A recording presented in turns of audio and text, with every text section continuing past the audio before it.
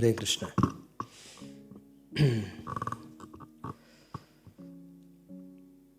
So we were discussing in the morning that when the 10 sons of Prachin Barhi, Prachitas, they entered the sea for executing austerities, the planet Earth was neglected because of the absence of a king. And naturally, many weeds and unnecessary trees grew. And no food grains was able to produce, because when the trees grew, it covered the sun. The sun could not enter the earth, and that because of that,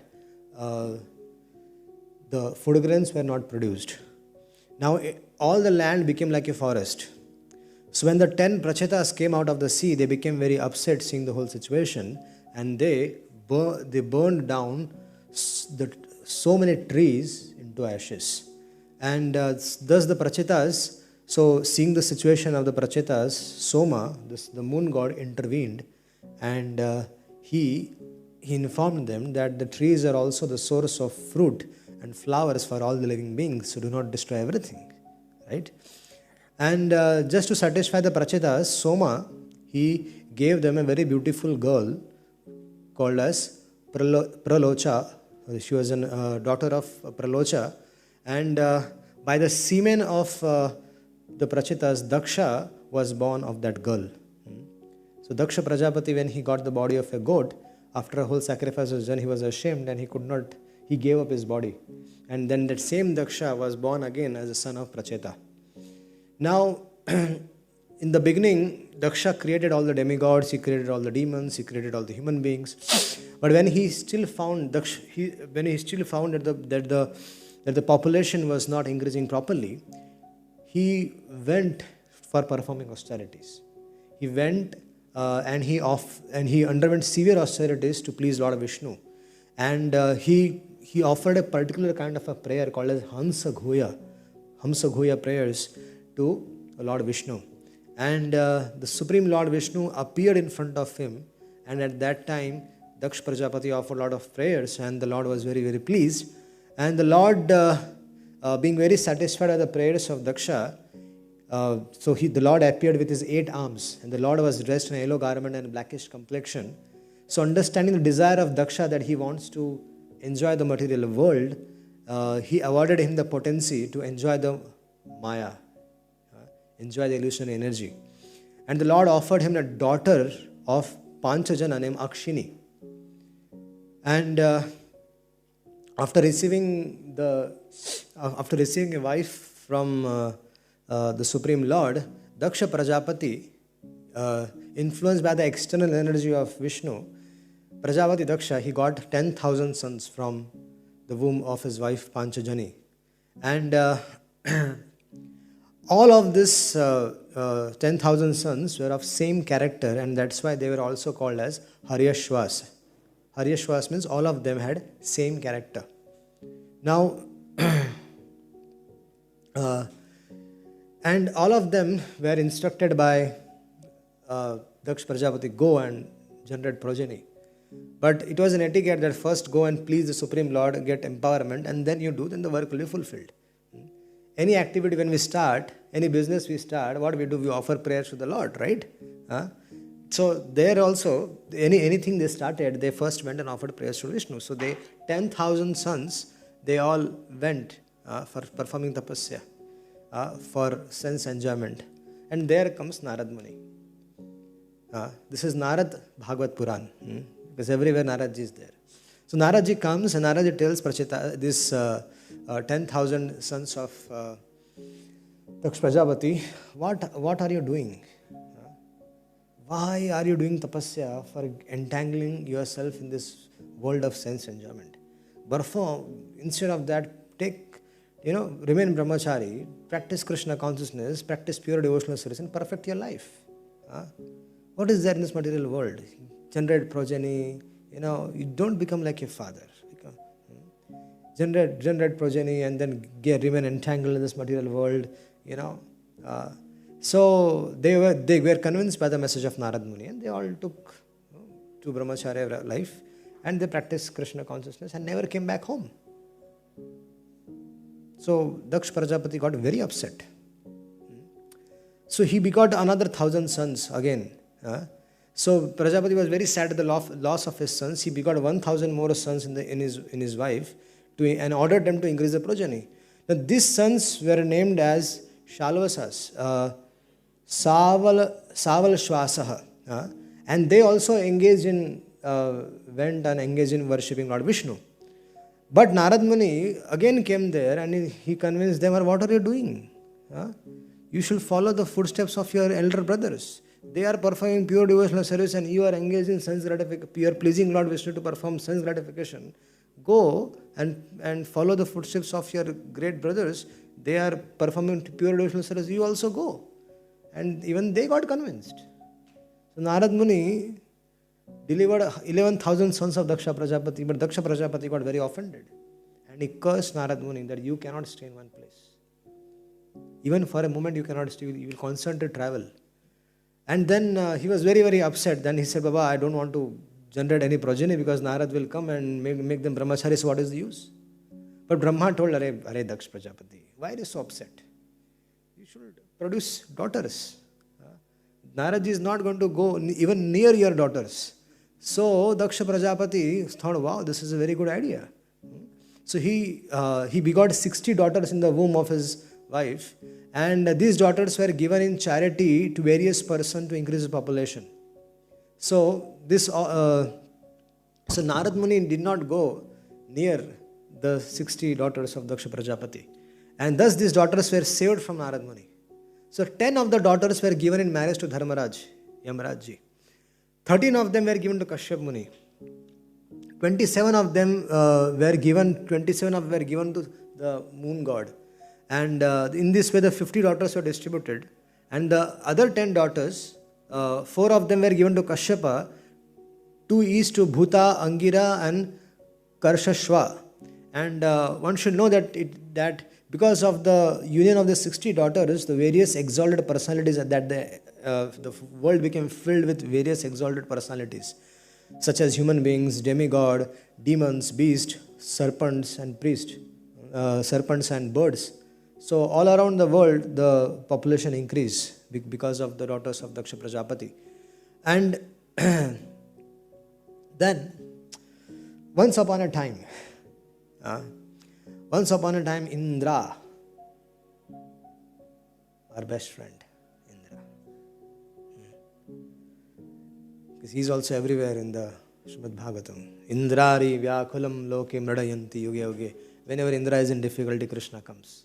But not this time. He will not come this time. Indra, he was enjoying his life. Enjoying.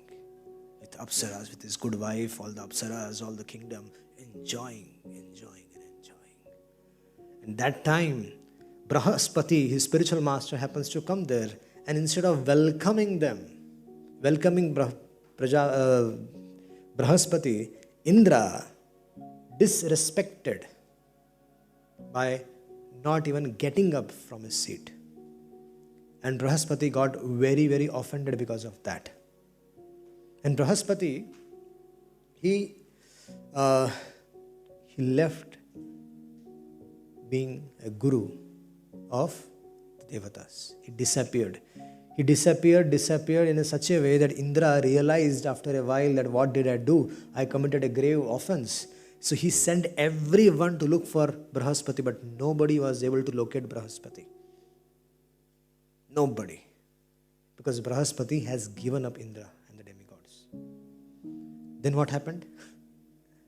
The demons attacked the kingdom of Indra. And they kicked out Indra. And they captured the position of the Svargaloka. Now, Indra became very upset. The demigods had no house to stay. When they kicked out from when somebody kicks you out from your house, you have no house to stay. So they all went to Brahmaji and they narrated the whole incident. Brahmaji chastised Indra very badly.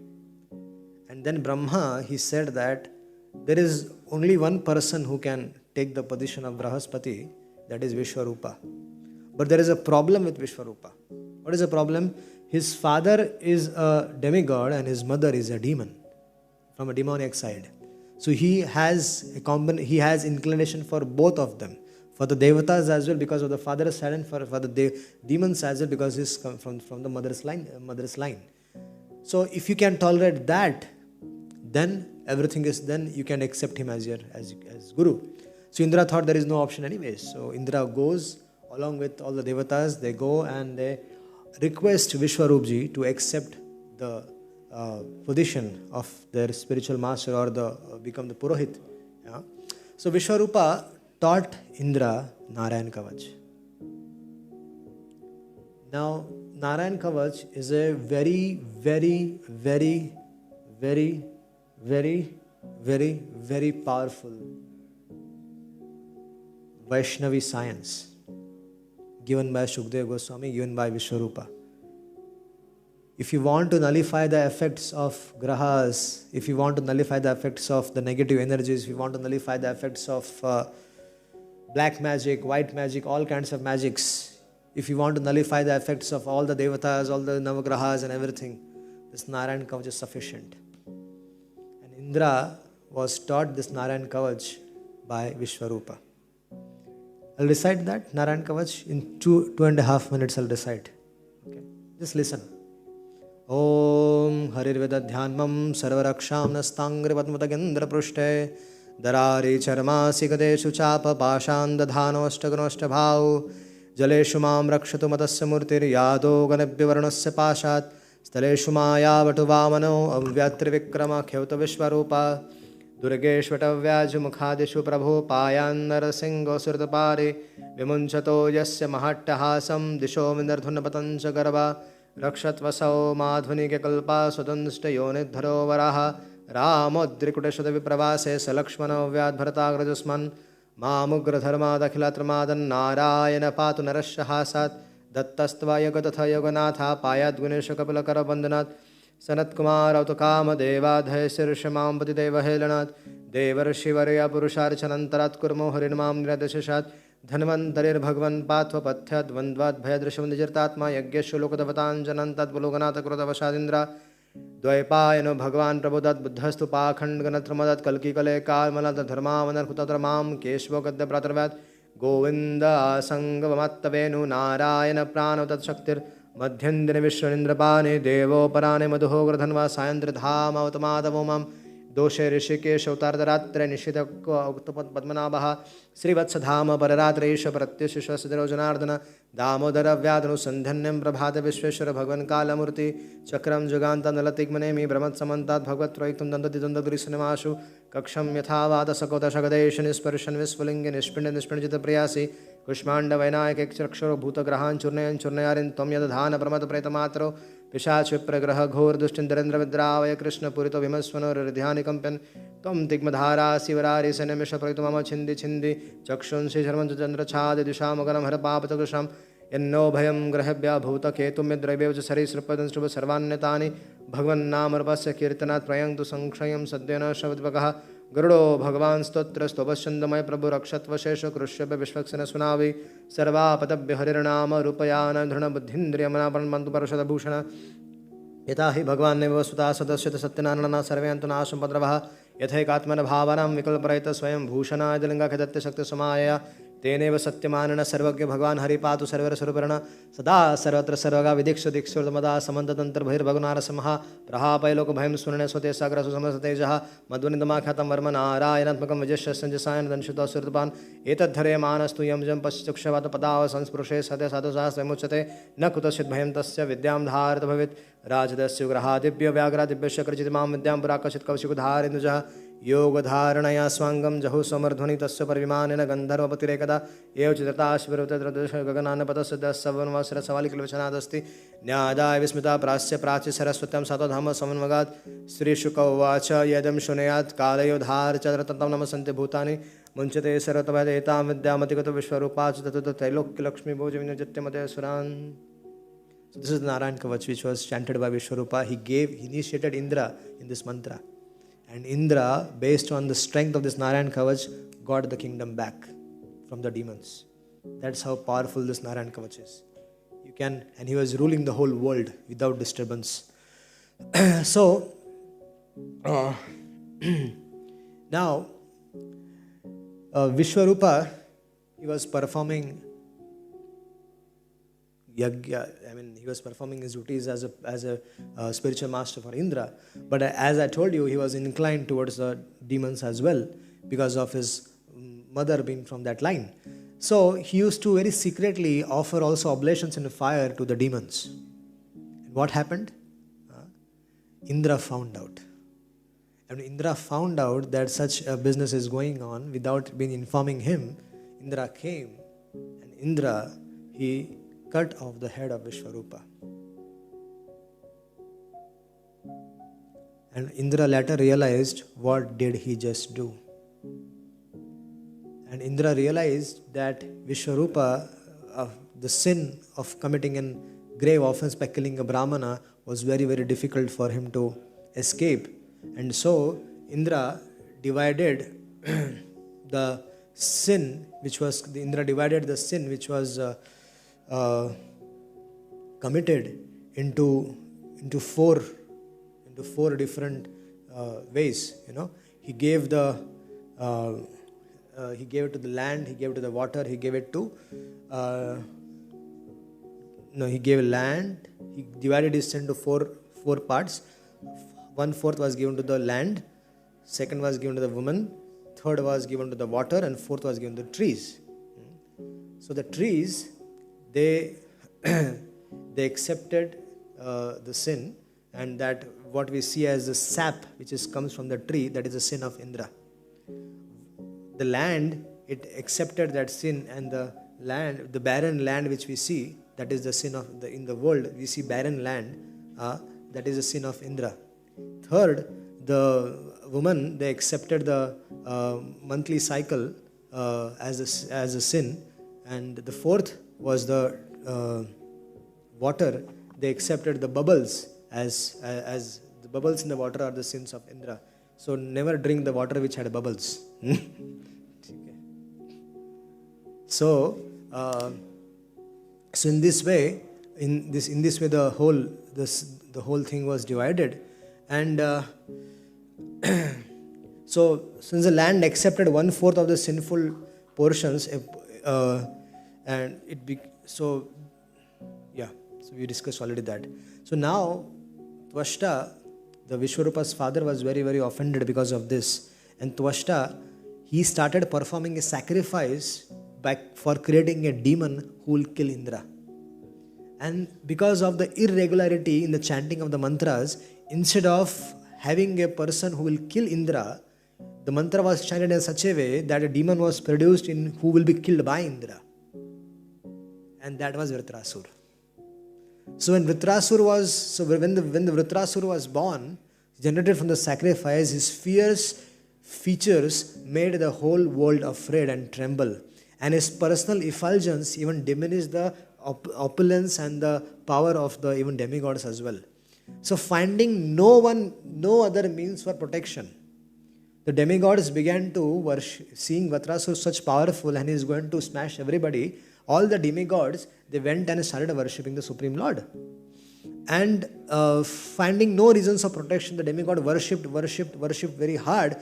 And they told that they told the Supreme Lord that, dear Lord, seeking shelter of a demigod instead of worshipping you is compared to trying to cross the ocean with the help of a dog, with the tail of a dog. The dog can swim and cross himself.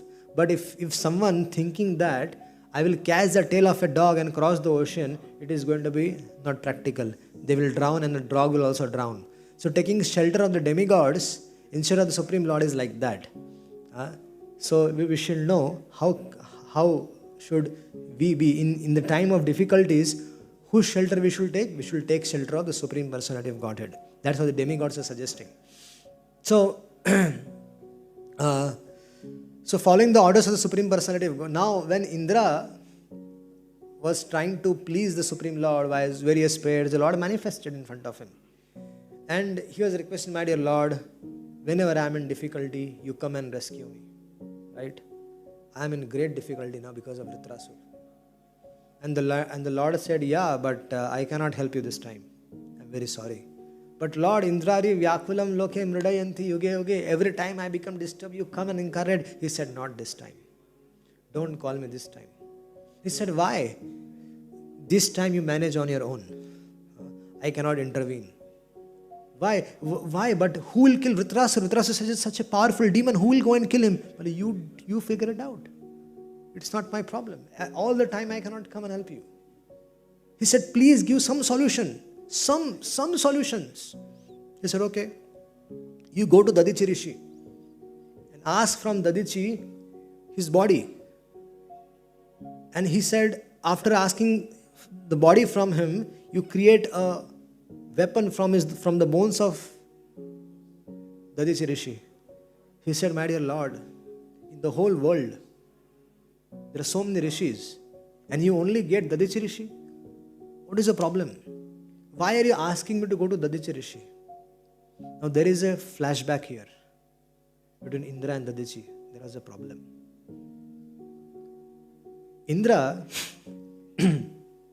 had two people in his Devata family, Ashwini Kumaras.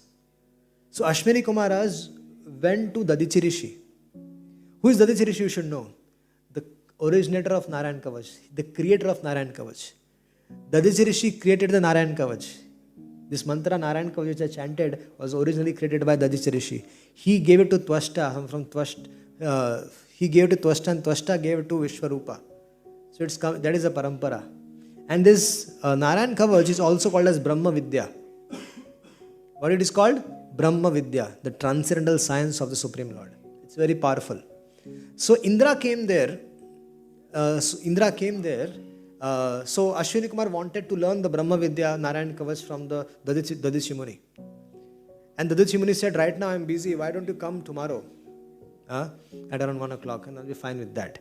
So Indra came to know that Dadichi has promised Ashwini Kumaras that he is going to teach the Brahma Vidya.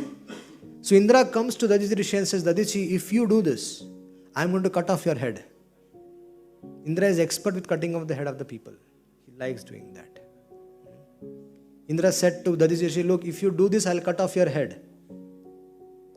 So then Dadichi said, then the Ashwini Kumaras came at the said the appointment was there. So Ashwini Kumaras came to Dadichi Muni, please give us Brahma Vidya. You promised, we came. And he said, yes, but after you left, Indra came and he said, we'll cut off your head.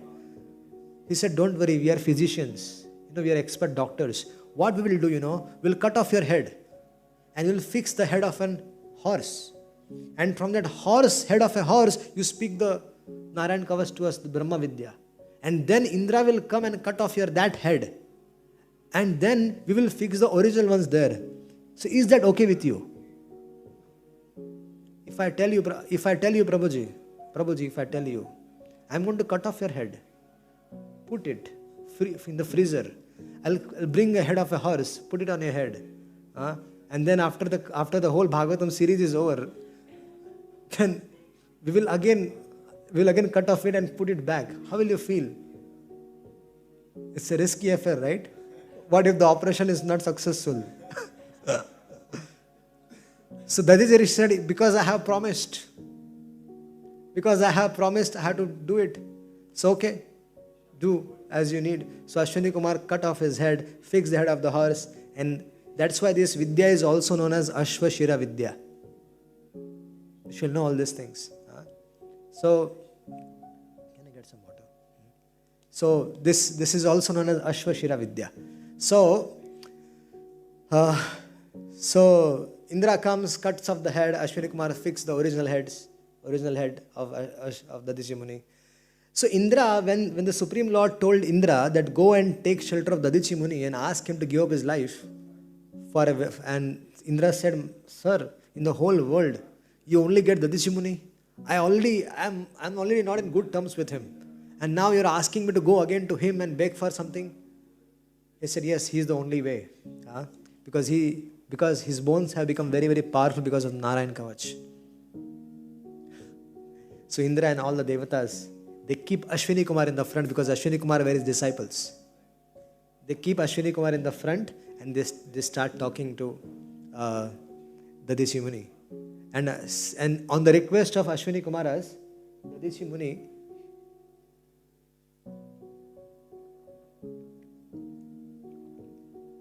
Dadichi Muni initially refuses to give his own body. He said, "Are you mad, Devidas? Demigods, are you mad? What are you asking? Do you think it is easy for a person to give up his body? Huh? What are you doing? Can you give up your body, Prabhu? Huh? Prabhuji, you can definitely give, right? Huh? Prabhu can definitely give. Huh? So, Dadiji said to Devatas, are you mad? You are here for asking. Initially you came, you cut off my head. Now you are coming asking for my body only. And then they said, no, Supreme Lord wants us to give you. Supreme Lord wants that you should give up your body. And then fixing his mind at the lotus feet of the Lord, Dadichi Muni gave up his body. And then Vishwakarma created a weapon called as Vajra from the bones of Dadichi. And that was the Vajra which is still in the hands of Indra. And so there was at the end of the Satyuga and the beginning of the Treta Yuga, a great fight took place between the demigods and the asuras. And unable to tolerate the effulgence of the demigods become very, very powerful, right? So they are unable to tolerate the effulgence of the devatas, and the demons started fleeing from the battlefield. And Vritrasur was left alone. And Vritrasur was laughing at them. He was saying, are you mad? You are leaving the battlefield? If you die in the battle, you will attend the heavenly planets. What is the problem?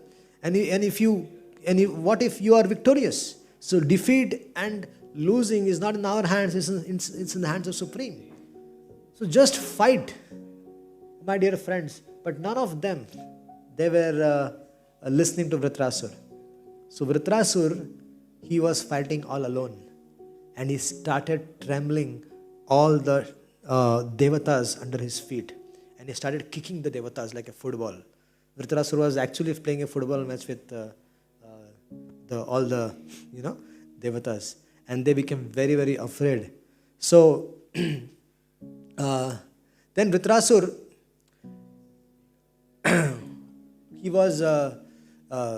he became very, very, very, very powerful in front of the devatas, and they could not digest that. So Indra, he was having the Vajra, but he had no confidence. Having a weapon doesn't mean anything. You need to have a confidence. You might be very, very strong, but if you don't have a confidence to fight, then you won't be able to fight. So King Indra was reminded by Vishwarupa, by Vritrasur, that you rascal, you killed my brother, and now you are here to fight. I'm going to kill you. He challenged Indra. I'm going to kill you. I'm going to eat you up. And Indra got very afraid. So Indra, somehow he released one club. He had a club in his hand. He threw that club towards Vritrasur. Vritrasur caught hold of that club, swung it back and put it back to Indra, and it hit Airavata so hard. It had hit so hard that Indra fell 14 yards behind. And Indra fell from the Airavat. And Indra felt so ashamed that in front of all the devatas and everybody, Indra was so ashamed that and he was thinking, just imagine if I have thrown Vajra. If I could have, instead of that club, if I could have thrown Vajra, that Vajra could have hit me back and I could have died till now. It is so powerful. So Indra was, puzzled. Now what to do next? And so Indra, Vritrasur started saying that why are you so afraid? You are actually lamenting for this so-called position. You are trying to protect your position of Indra. But in reality, the devotees of the Lord should not remain attached to this post and positions. Vritrasur was saying that if one is a devotee of the Supreme Lord and depends on the Supreme Lord in all respects, then the Lord will maintain him. The Lord is going to maintain him. What is your problem? The Supreme Lord is going to maintain you. So such a person, the devotee of the Lord has nothing to aspire in this world. So Vritrasur was giving pravachan, Bhagavatam class to Indra in the battlefield. Krishna gave Bhagavad Gita to Arjuna in the battlefield. Here Vritrasur, the dear devotee of the Lord, is giving Indra, who is the greatest of the demigods. He is telling him, instructing him on the path of dharma. Who? And demon. So here our Acharya says here that here Indra is Asura and Vritrasura is Sura. Because Vritrasura is talking about dharma, about the transcendental religious principle, and Indra is actually fighting for the position of the material world. So Vritrasura was telling Indra that you will rot in this material world and I am going to attend the lotus feet of the Lord. So you please go ahead and fight with me. What is your problem? Huh? Yeah, well, go ahead. What is the problem? You have Vajra in your hand. You have the Supreme Lord's instruction with you. You are so powerful. You are the king of the Devatas. What is your problem? Go and fight. So I do not, if you ask me, Indra, I do not want any kingdom in this world. I do not want to rot in this material world like you are going to rot. I just kill me and I am going to attain the perfection in this life. I am not interested in any position in the material world. I do not want Dhruva Loka, I don't want Brahma Loka, I do not want anything. Na dhanam, na janam, na sundharim, kavitama, jagdish, kamaye, mama janmani, janmanishware, bhautad, bhakti rahetuki. I just want to attend the Supreme Lord's lotus feet. That is my only aspiration. So Indra, go ahead. I bless you. Go and kill me. And further Vritrasur finished speaking, and after Vritrasur finished speaking, he realized that Indra realized that he is not just an ordinary soul. He is not an ordinary demon, but he is a Mahabhagavata. Indra realized, because how did Indra realize that Indra usually he could not understand that how can a demon be a great devotee of the Lord. But seeing Vritrasur, all his conception changed. And Indra was also a devotee. Although he is a karma mishrita bhakta, but he is a devotee of the Lord, and that's why he understands. What he understands? The position of a pure devotee. And he knows the symptoms also, how to identify the pure devotee. That's why when Vritrasur showed the symptoms of a Mahabhagavata, Indra got surprised. That how it can be possible that in the body of a demon, there can be a Mahabhagavat, like Vritrasur, completely into mode of passion. That his body was completely into mode of passion. There is no tinge of possibility of Satoguna in him, but still he's such an elevated, great personality. And Indra was surprised by that. And he refused to fight. Indra said, I am not going to fight. I already killed Vishwarupa and that is enough for me. I cannot kill a Mahabhagavata like you. And Vritrasur said, oh my God, this is a problem. Because if you are not going to kill me, then I will not attain the lotus feet of the Lord. So I have to do something. So he took out the trident and he threw it with great anger. But Indra, using his thunderbolt, which is more thousands of times powerful than the trident, he cut off that trident and then he broke the one of the arms of Vritrasur. And Vritrasur, using his another arm, he struck Indra with an iron mace and making the thunderbolt fall from his hand. So when the thunderbolt fell from Indra's hand, Indra was ashamed again that what should I do? If I cannot hold Vajra, then forget about killing Vritrasur. But then Vritrasur said, come on Indra, come on. I'm not going to do anything. Go and lift your weapon and go and kill me. Just I wanted you should kill me and nothing else. My desire is only this. So, Vritrasur, when Vritrasur was very requesting humbly, Indra, please go ahead, please fight with me. So Indra finally, he took out the Vajra and he threw the Vajra towards him. And but I mean, Indra, what Indra do was, he did not release the Vajra. Our Vritrasur swallowed Indra first. And then when Indra went inside the body of Vritrasur, what happened was that to protect himself from the being killed, Indra used the Narayan Kavach and started killing Vritrasur's body from inside. He started chopping the body. And with that chopping the entire body, he came out.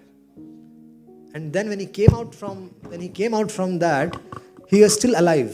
Vritrasur was still alive, and finally he cut off the head of Vritrasur. That's how Vritrasur was killed. And Vritrasur attained the perfection. He attained the abode of the Lord. Now, when Indra killed Vritrasur, again the sinful reaction of killing such a great personality was again troubling Indra. And thus Indra went to Manasarovar for performing tapasya. And in that meanwhile, Nahush Maharaj was invited to become the king of the world. King of the world and the king of the heavenly planet as well.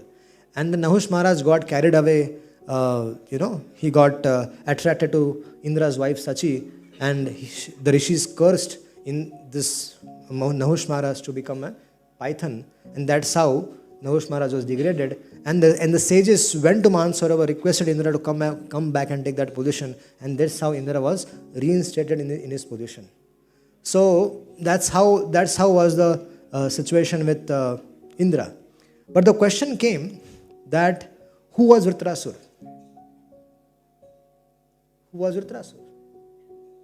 Maharaj Parishit, when he heard that Vritrasur was such a great personality, that he on the battlefield he was instructing Indra on the science of Bhagavad Dharma. So who was Vritrasur? A natural question came. And Shukdev Goswami said, this Vritrasur was none other than Chitraketu Maharaj. And he said, can you please maintain silence? Otherwise you can be outside, no problem. Please. It disturbs actually. So, who was Vritrasur? Vritrasur Chitraketu Maharaj. So Chitraketu Maharaj, he was the emperor of the whole world. But the most unfortunate thing was for him that he had no son. So he was lamenting, he was crying, he was disturbed. And there was no happiness in his life. So once Angira Muni happened to visit him. And Angira Muni saw the situation of Chitraketu Maharaj. And he requested Chitraketu Maharaj, what is your problem? And Chitraketu Maharaj was not able to recognize Angira Muni. Only Angira Muni said, okay, never mind, he's not recognizing me, but fine. But he said, let me give you some solution here. So Angira Muni said, okay, I bless you that you will get a son. So he performed a yagya and told that from that yagya came a pot of rice, sweet rice, and that sweet rice, he told that go and give this to your first wife. So when Chitraketu Maharaj performed that yagya, got that sweet rice, gave to the first wife, the child was born. Angira Muni told that this child is going to give you pleasure and displeasure both, happiness and sadness both. Chitraketu Maharaj said, no problem. What will happen? The child will become a rascal. What else will happen? What else can happen in this world? He will take money from my pocket. What else will happen? He said, I will tolerate that. So, the problem was when the first wife gave birth to a child, all the other wives of Chitraketu Maharaj, they became very, very envious of her. And they became envious of the child as well. And they could not digest the fact that Chitraketu Maharaj's affection for the child and affection for the first wife was increasing day by day.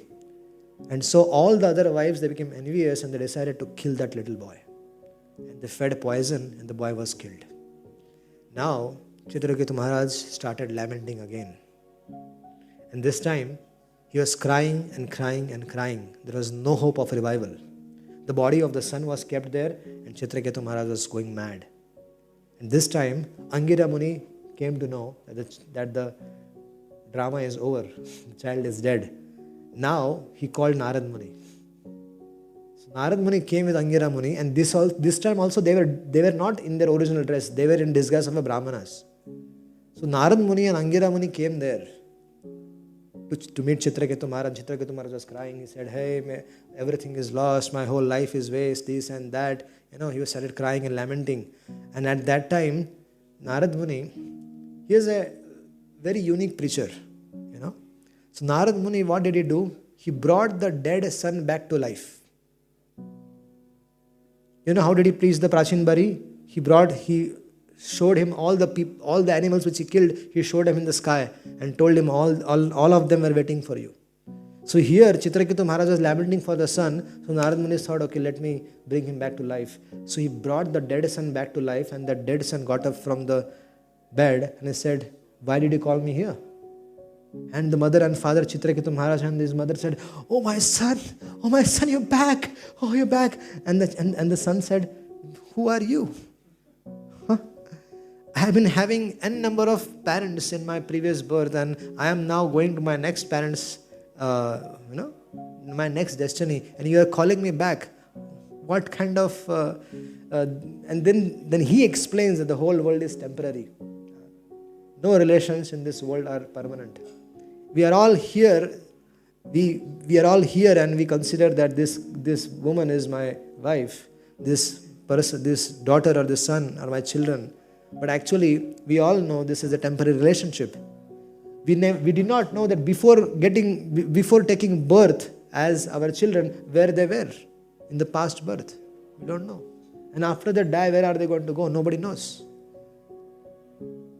Just like in a bus, for example, from Cologne to here, if someone is coming on a bus, and in that bus there are so many beautiful, good-hearted people. They're all together. And a 4-5 hour journey. How long is that journey? 6 hours? 7 hours of journey. And all of them started thinking, wow, what a life we have. And in that 7 hours of journey, they established their own world. And all the happiness, distress, they started sharing all the, different kinds of incidents which happened in their life. They became very good friends. But as soon as the destination comes, each person gradually starts getting down from the bus. And then everybody gets down from the bus. And the bus goes to the bus station. Empty bus. So the same things happened with our life. We consider that all these relationships which we have here, they are permanent. No, but these are temporary relationships. We are also going to go, and they are also going to go. And this so-called relationship is only for a little amount of time. So why are we together? We are here so that all of us can utilize this human form of life properly by practicing God consciousness, as mentioned in the Bhagavad Gita. So Chitraketu Maharaj's son enlightened Chitraketu Maharaj, and he became convinced, and all the grief in the heart of Chitraketu Maharaj went away. And at that time, Narad Muni showed his original form as Narada and gave mantra to Chitraketu Maharaj. He initiated Chitraketu Maharaj. In 7 days, Chitraketu Maharaj was able to perfect his existence. He chanted that mantra day and night, and by the mercy of Narad Muni, Chitraketu Maharaj was able to attend the darshan of Lord Sankarshana. So Lord Sankarshana, he offered praise to Lord Sankarshana, and he got a boon from Lord Sankarshana that through the next remaining part of his life, he will spend glorifying the Lord's name, fame and activities. So he became the king of the Gandharvas. Who? Chitraketu Maharaj. And he got an aerial mansion. He had his own airship. And he was traveling in that airship, glorifying the Supreme Lord's name, fame and activities. He was very happily doing that. He was performing Sankirtan. All of them were together performing Sankirtan, and they were very happy. But one fine day, Chitraketu Maharaj happened to travel through Kailash. And from when he went through Kailash, now Chitraketu Maharaj and Lord Shiva both were friends, good friends of each other. And because Lord Sankarshana is the Ishtadev of Lord Shiva also, and Lord Sankarshana was the Ishtadev of Chitraketu Maharaj also. So they were god brothers in one sense. So they were very, very close friends of each other. But Parvati did not knew. So Lord Shiva, Parvati was sitting on the lap of Lord Shiva, and Lord Shiva was giving a Bhagavatam class to all the rishis. And Chitraketu Maharaj started laughing. Now the two friends, like Prabhu, he is always smiling and laughing. So he met his friend, and then he started laughing he cracked a joke on him. So that is perfectly fine between the two friends, right? Two friends can crack joke at each other at any time, because they're best of the friends. But this, Chitraketu Maharaj, when he cracked a joke on Lord Shiva, laughing at him that, look, what kind of sadhu he is. He's making his wife sit on his lap and he's giving a Bhagavatam class. So, Lord Shiva started to laugh also. But Parvati did not laugh. Parvati said, hey, you rascal, you come down. You come down from the ship. He said, go and become a demon. Because you did not understand the glories of Lord Shiva. Glory is what? Your Yadyat Acharati Sreshtas. You should follow, you should set an idle example. But he said, you come down, you go and become a demon first. Then we'll see. And that reaction was so spontaneous, of Parvati, that Lord Shiva got upset with Parvati. And Lord Shiva said, what did you do? He is my friend. Why you have to curse him? He said, oh, he was your friend. And yes. And you see, he is a devotee of Lord Hari. Even if he wants, he can curse you back and he can counteract your curse. And you can't do anything to him, but still he accepted the curse as the will of the Lord. And Chitraketu Maharaj left that place asking forgiveness from Mother Parvati. And please forgive me. And he offered her respects. And Lord Shiva told, these are the devotees of Lord Hari. These are the devotees of Lord. This is not ordinary. You can see, he will become a demon, but his Krishna consciousness won't be affected. So that Chitraketu Maharaj become Vritrasur in the Yagya of Tvashta. So that is the pastimes which is mentioned in the 6th canto of the Bhagavatam. Tomorrow we'll begin the journey of the 7th canto for the pleasure of Lord Narsingh Dev. Hare Krishna. Any questions? You can take.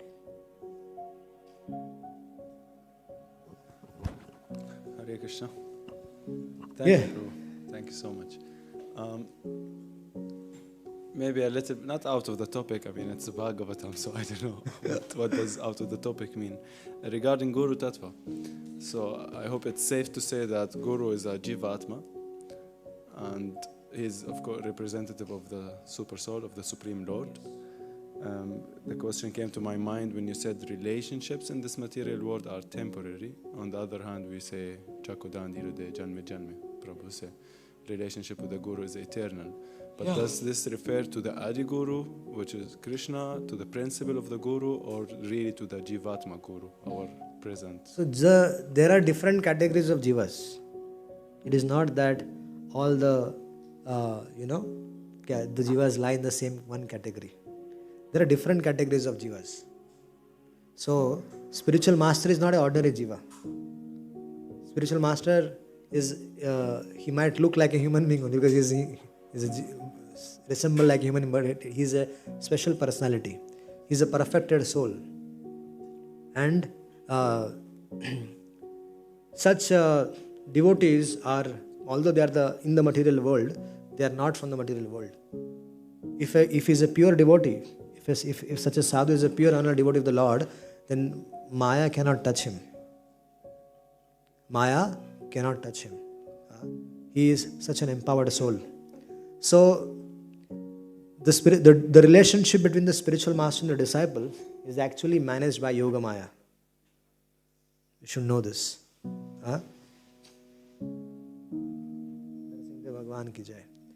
So this, we can continue, right? So the relationship between the spiritual master and the disciple is a relationship which is arrangement of Yoga Maya. It is not an ordinary relationship. So when the spiritual master leaves the planet, for example, and the disciple is still on the planet, he is not got out from the cycle of birth and death, then spiritual master, when he goes to the abode of the Lord, he still keeps an eye on such a disciple. And he helps him to continue on the path of spiritual life, continue spiritual life. So when if the disciple leaves the body and he takes another birth in the human form of life, then such a sadhu, he will empower. What he will do? He will empower either a nearby soul to give instruction to that person so that he can again take to Krishna consciousness, or he will come in his dream to give him instructions. So such sadhus who are pure devotees of the Lord. They are, although they might be coming in the category of jiva, but they are not ordinary jivas. They are liberated soul. They are the associates of the Lord. They have become the associates of the Lord, and by the mercy of Krishna, they are acharyas. So when we are talking about pure devotees, they are different. And yes, the relationship is birth after birth, unless and until the disciple is delivered. If the sadhu has accepted someone as his disciple, and till the time he gets delivered to the hands of Krishna, the sadhu will not give him up. That is a relationship of a guru and shishya. It's not an ordinary relationship. Any other questions? Okay. I think they're all waiting for the Arati. Granthra Srimad Bhagavatam ki, Srila Prabhupada ki. Jai.